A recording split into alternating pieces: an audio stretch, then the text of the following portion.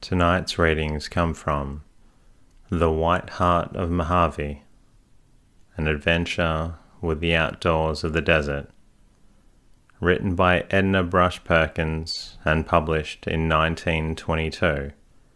The story follows two women who travel into the unknown areas of the Californian wilderness.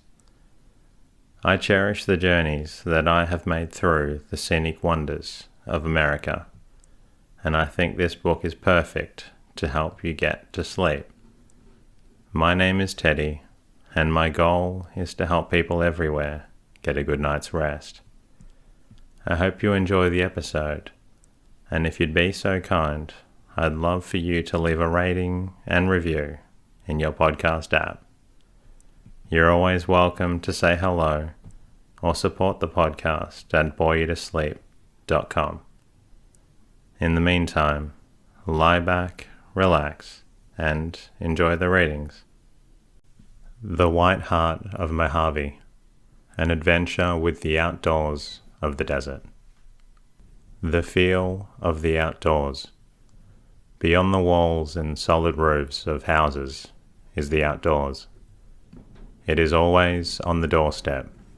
The sky serene, or piled with white, slow-moving clouds, or full of wind and purple storm, is always overhead.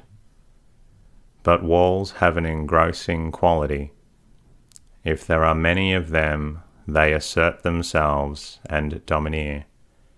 They insist on the unique importance of the contents of walls, and would have you believe that the spaces above them, the slow procession of the seasons, and the alternations of sunshine and rain are accessories, pleasant or unpleasant, of walls. Indeed that they were made, and a bungling job too, and to be disregarded as a bungling job should be, solely that walls might exist.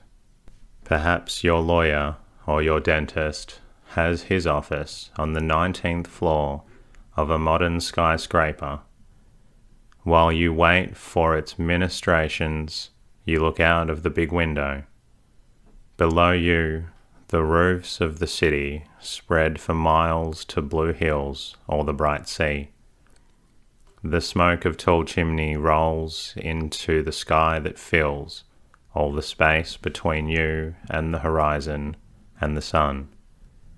The smoke of hustling prosperity fans out and floats, and mixes with the clouds and becomes at last part of a majestic movement of something other than either smoke or clouds. Suddenly the roofs that covered only tables and chairs and power machines cover romance. A million romances rise and mingle like the smoke of the tall chimneys. They mix with the romance of the clouds and the hills. You are happy.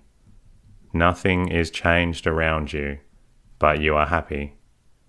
You only know that the sun did it, and those far-off hills. When the man you are waiting for comes in, you congratulate him on his fine view. Then the jealous walls assert themselves again. They want you to forget as soon as possible. But you never quite forget. You visit the woods or the mountains or the sea in your vacation. You loaf along trout streams or in red autumn woods with a gun in your hands for an excuse, or chase golf balls over green hills, or sail on the bay and get becalmed and do not care. For the pleasure of living outdoors, you are willing to have your eyes smart from the smoke of the campfire, and to be wet and cold, and to fight mosquitoes and flies. You like the feel of it. You wait for that sudden sense of romance everywhere, which is the touch of something big and simple and beautiful. It is always beyond the walls that something, but most of us have been bullied by them so much that we have to go far away to find it. Then we can bring it home and remember Charlotte and I knew the outdoors a little. Though we were middle-aged, mothers of families, and deeply involved in the historic struggle for the vote, we sometimes looked at the sky. In our remote youth, we had a few brief experiences of the mountains and the woods. I had some not altogether contemptible peaks to my credit, and she had canoed in the Canadian wilds. So when we decided that a vacation was due, we chose the outdoors.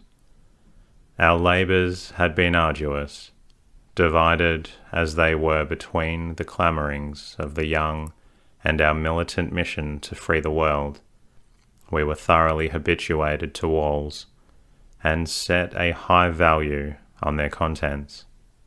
It was our habit to tell large and assorted audiences that freedom consists in casting a ballot at regular intervals and taking your rightful place in a great democracy.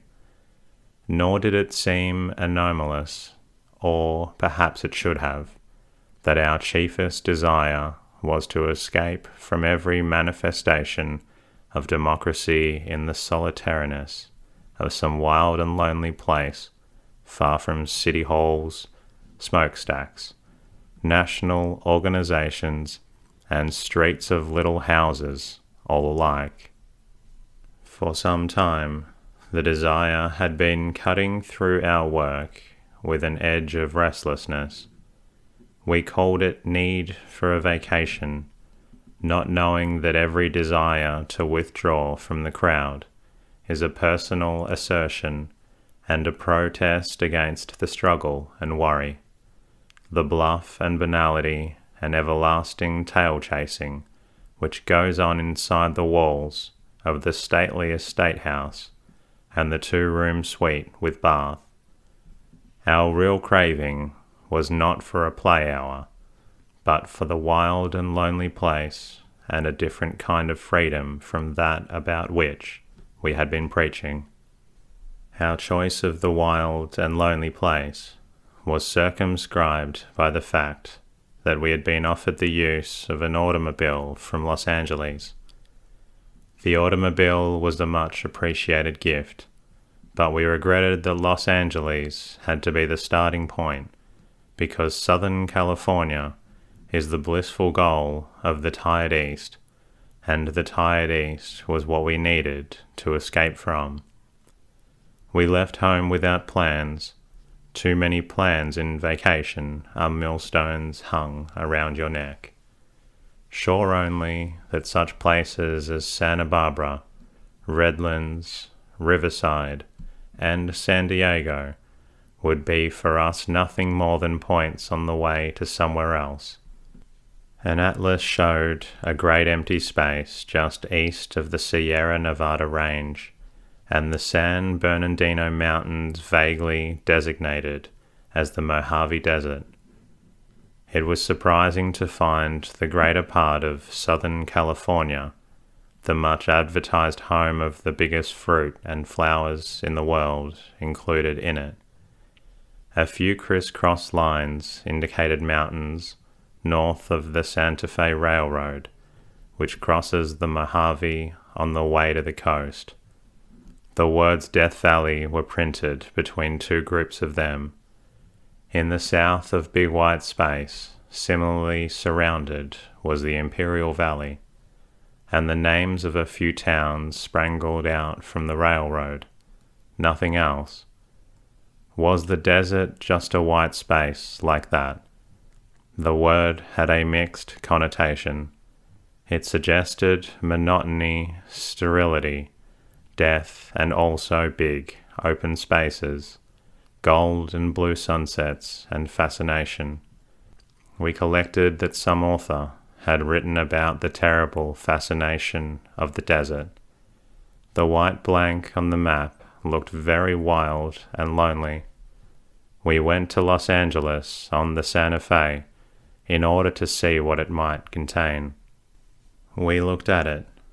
After leaving the high plateau of northern Arizona, the railroad crosses the Colorado River and enters the lowlands of the Mojave Desert.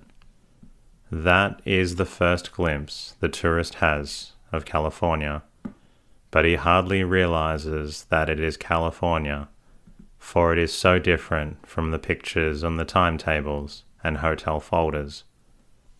At Needles, he usually pulls down the window shades against the too hot sun and forgets the dust and heat in the pages of the last bestseller, or else he goes out on the California Limited, which spares its passengers the dusty horrors of the desert by crossing the Mojave at night.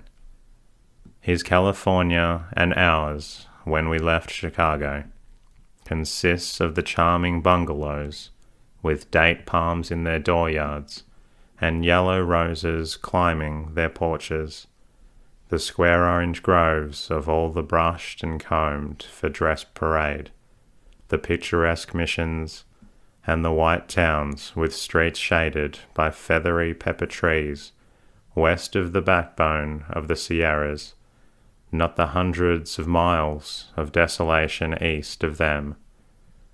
Hour after hour, we pounded through it in a hot monotony of yellow dust.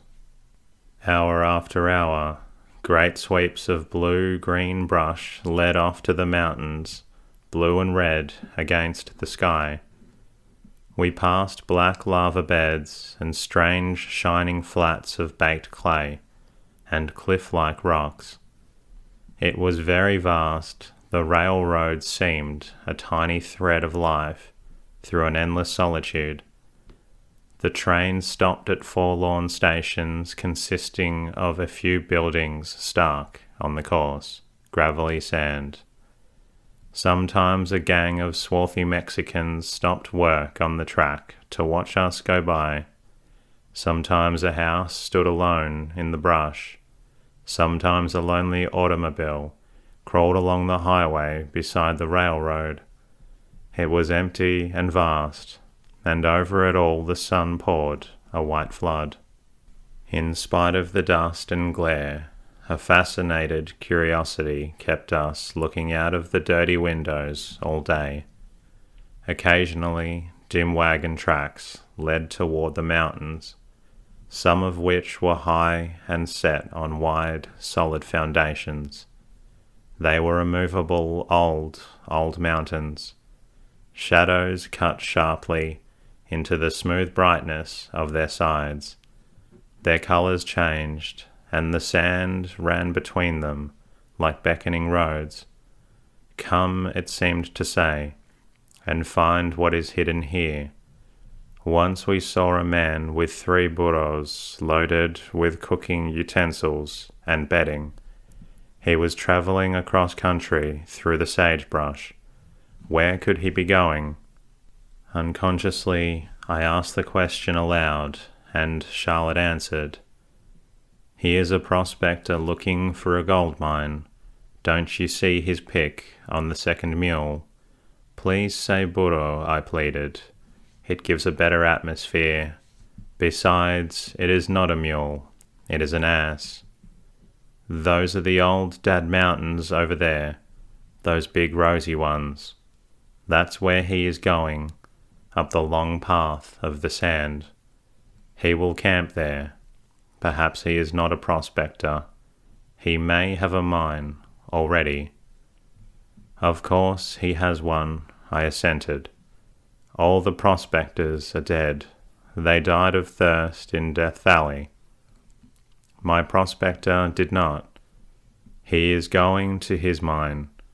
He tries to work it himself, but it does not pay very well because he can't get enough out, and he can't sell it because too many booms have failed and nobody will invest.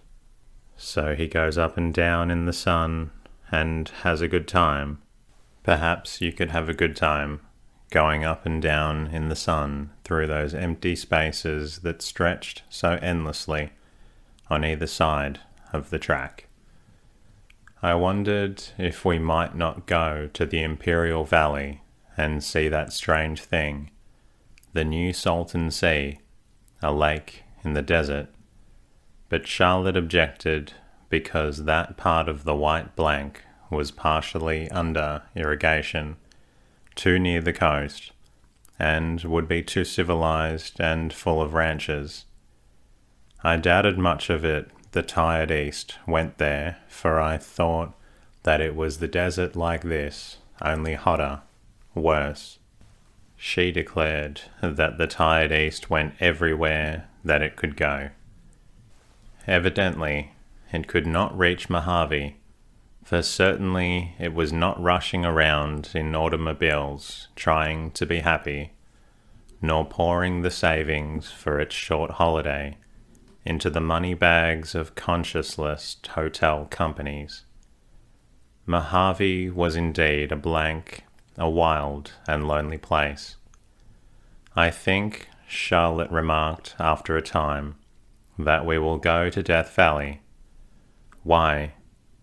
Because I am tired of looking at the 20-mule Team Borax boxes and wondering what kind of place they came from that could have a name like that. I thought it was not a sufficient reason for me to risk my life. I think, she said, that it is the wildest and loneliest place of all. Nobody goes there except your prospectors, and you say they are all dead. Think of the gold and jewels they did not find lying around everywhere. Think of the hotness and brightness. It must be an awful, lonesome, sparkling place. It must be.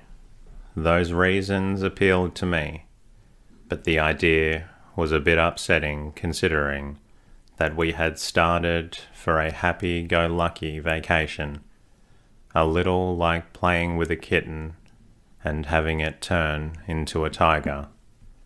Mojave was like a tiger, terrible and fascinating.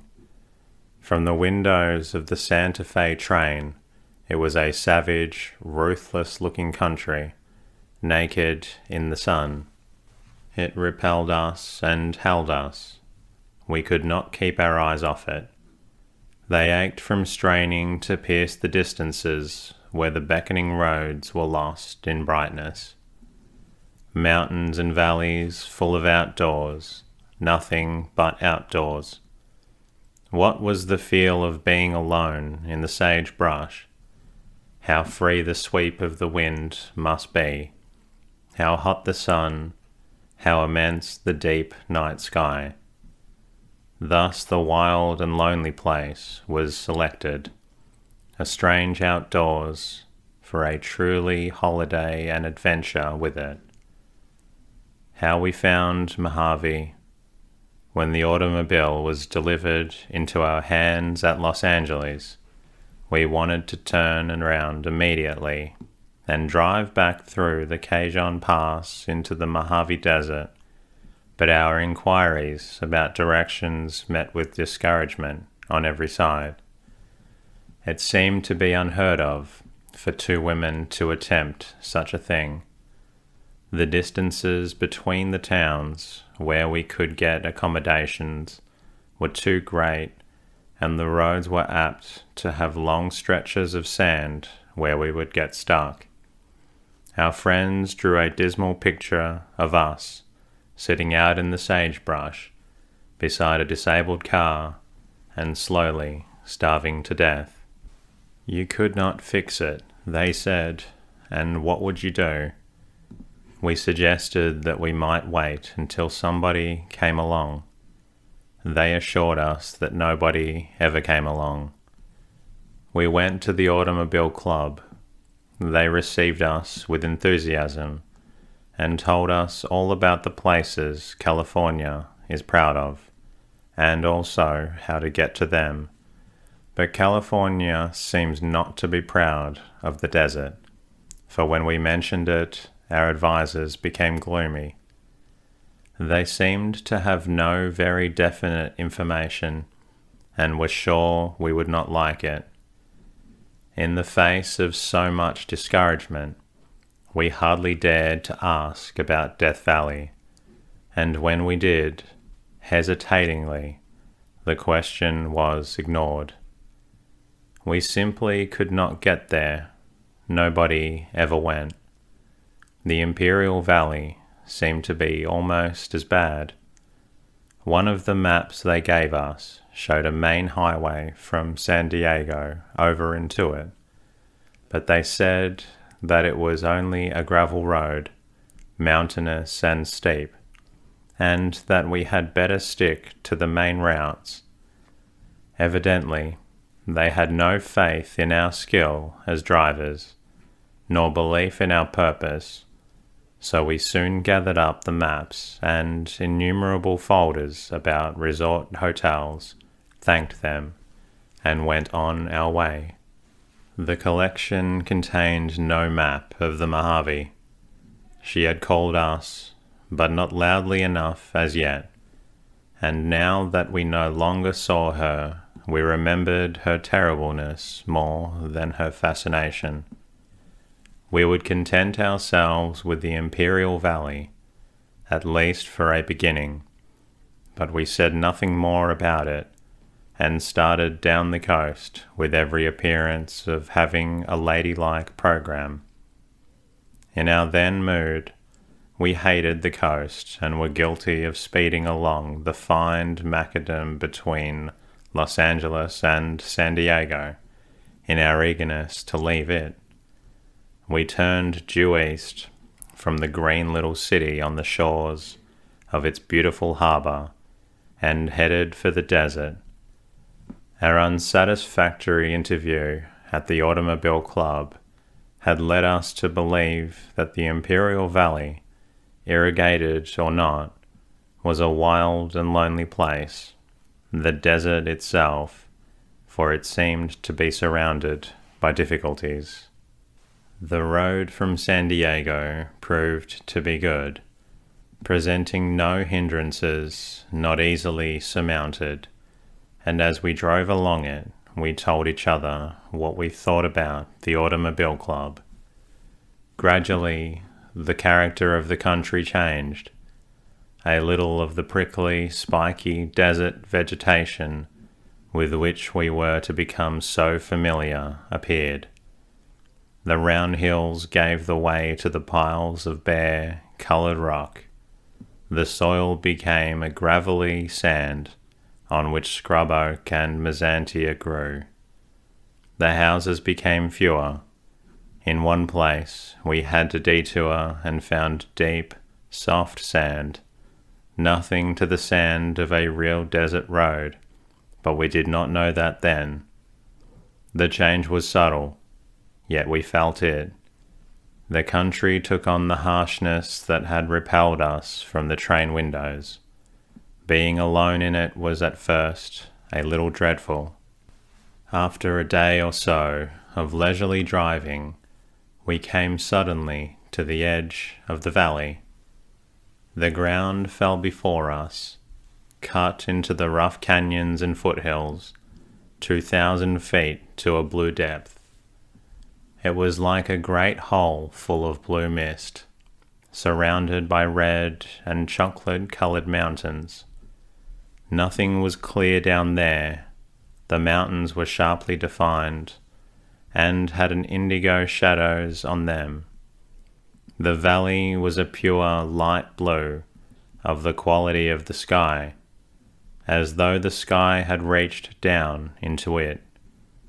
We lingered a long time, eating our lunch on a jagged rock, trying to pierce the blue veils and see the Salton Sea, a big salt lake which we knew was there, with the tracks of the southern Pacific beside it, the sand dunes we had heard of, and the town of El Centro, where we were to spend the night.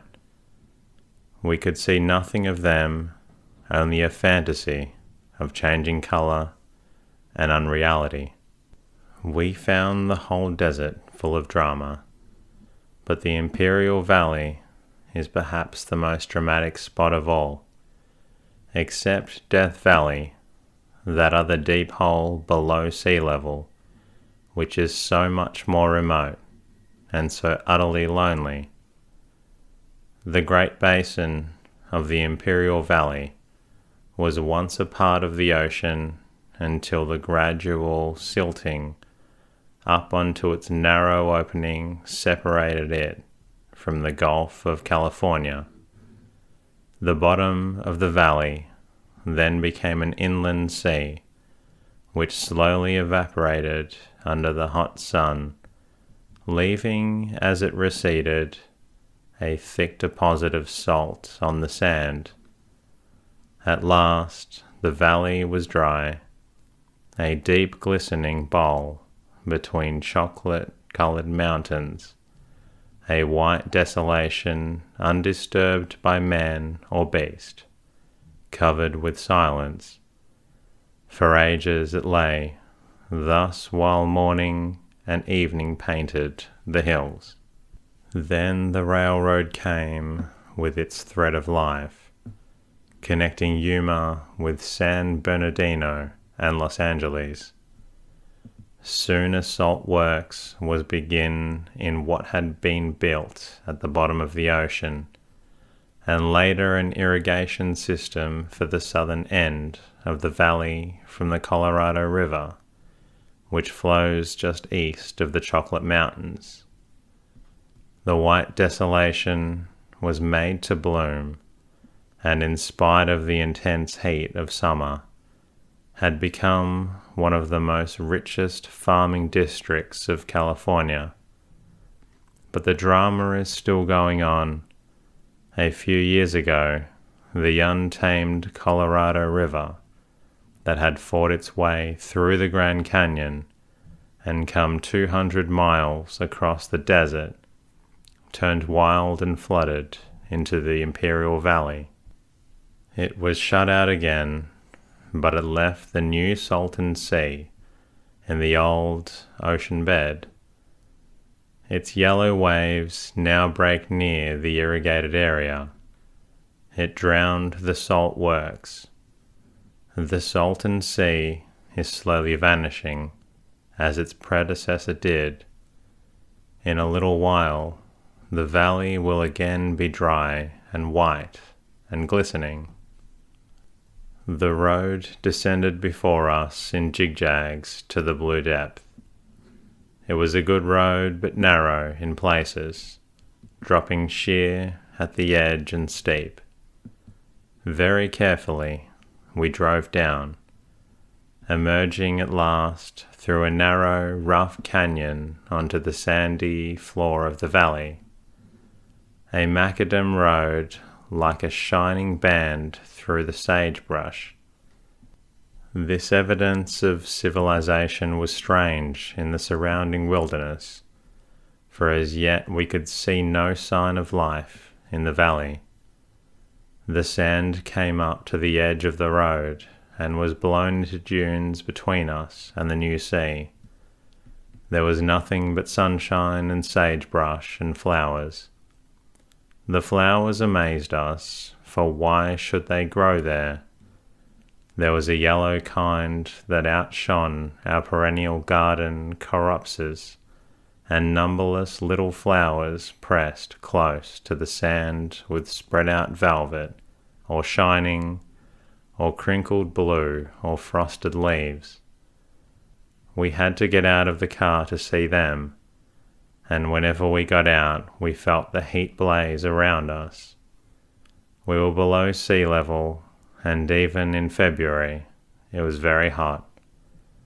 The light was almost blinding, and a silver heat shimmer swam between us and the mountain walls. The mountains seemed to be of many colors, which changed as the afternoon advanced. The sun set in a more vivid purple and gold than we had ever seen. And that concludes tonight's readings. I hope it helped you feel a little drowsy. If you're not feeling quite drowsy yet, please feel free to listen to another episode